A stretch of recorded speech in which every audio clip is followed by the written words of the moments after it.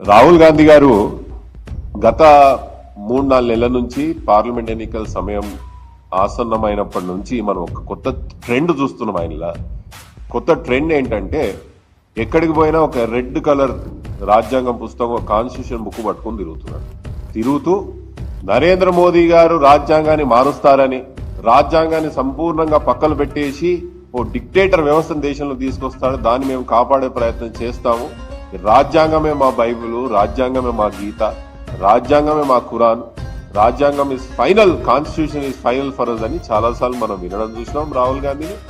ఆ రాజ్యాంగాన్ని పట్టుకుని మన పార్లమెంట్ కూడా మాట్లాడారు. బహుశా పార్లమెంట్ లో మాట్లాడిన రాహుల్ గాంధీ గారు ఆయన చేతిలో ఉన్న రాజ్యాంగంలో 10th షెడ్యూల్ లేనట్టుంది, లేదా 10th షెడ్యూల్ చింపేసినట్టుండు రాహుల్ గాంధీ గారు. మేము రాజ్యాంగాన్ని పరిరక్షిస్తాం, కాన్స్టిట్యూషన్ ని ప్రొటెక్ట్ చేస్తామని చెప్తున్న రాహుల్ గాంధీ గారు తెలంగాణ రాష్ట్రంలో